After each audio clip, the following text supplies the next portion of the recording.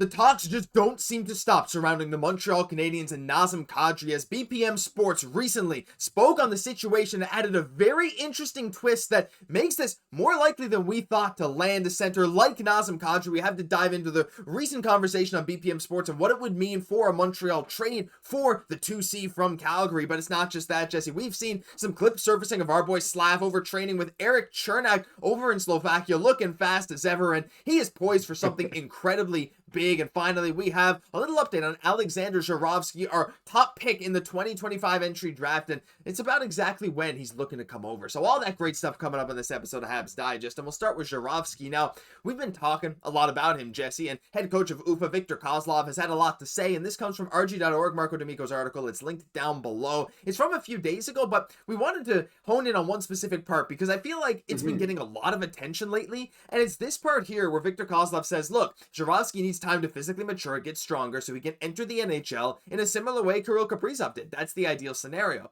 So let Montreal come visit us. Think about how they'd like to see Zharovsky develop, and when the time comes, we'll think about whether we'll let the Canadiens have him. Ha ha ha. Yeah, funny joke there, huh? But still, I think some people are thinking that this means maybe we'll get him at the end of the season, Jesse. Maybe if he's ready, but to me, this is just kind of like drilling home the point that this is a completely different situation than Ivan Demidov, and this is a situation where they are going to do everything they can to build up Zharovsky into a very strong, solid NHL level player. For sure, and I think he still will need a little bit more time than Demidov here to develop, but I mean, such amazing things going on with Zharovsky. The fact that, like, we get our guy earlier than we thought. Like, we wanted to get him in the first round. We're able to get him, like, later than expected somehow. Now he's able to come over early.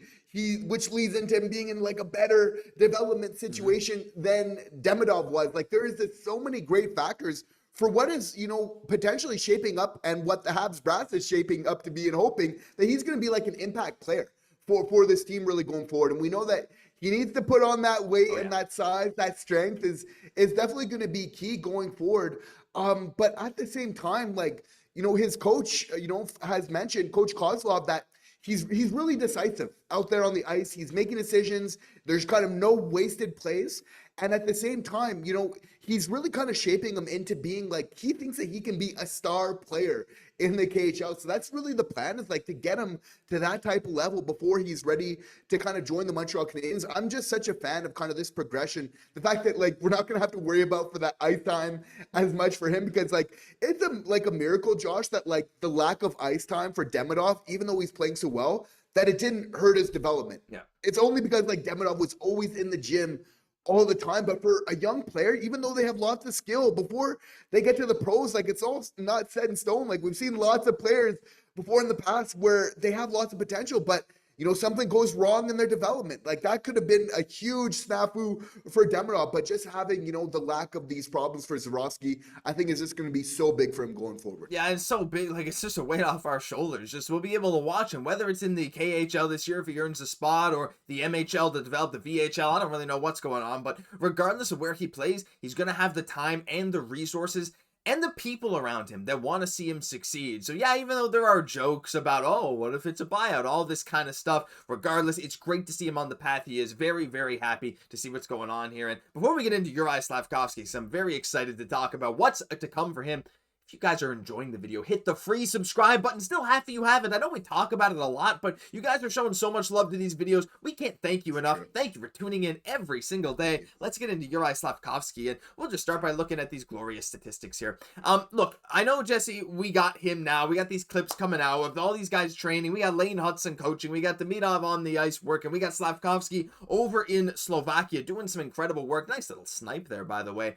And I'll be honest, I've been watching his highlights a lot recently. I watched just today all his 18 goals in the regular season, his 2 playoff goals, and even some of his playmaking skills.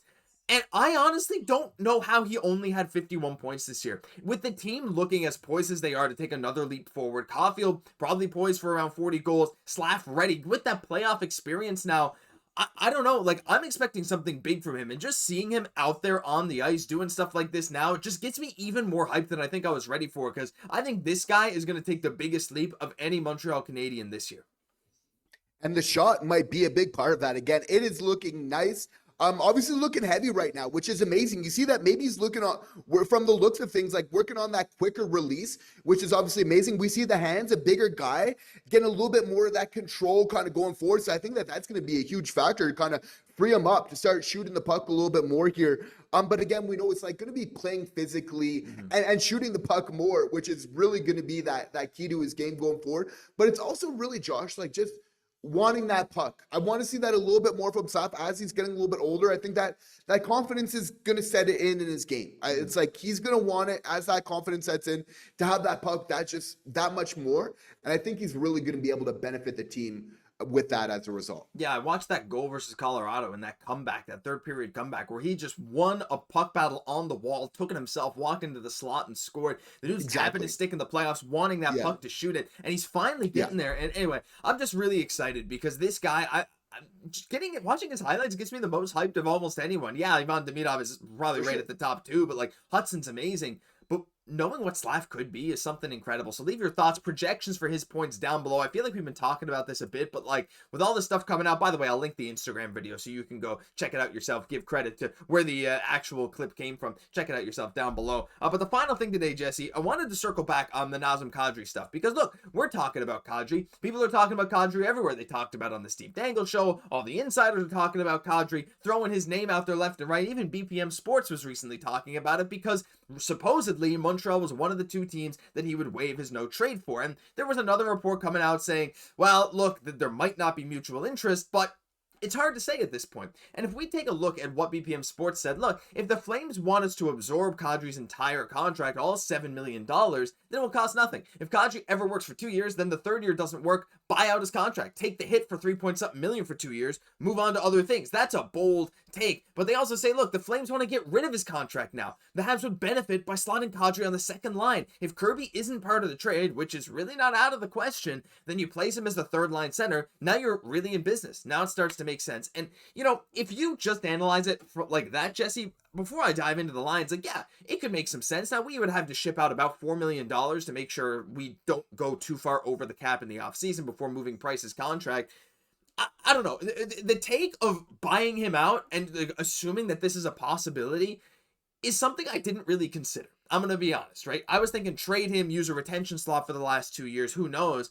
But it is kind of a fail-safe here. I don't know. Do you think this actually makes the Kadri trade any more likely? Because a buyout is a twist I didn't really consider, but when you look at the lines with Kirby as the 3C with Kadri there, a trade that I once thought, probably not, I don't love it, is starting to grow on me, and I find that weird that I'm saying that.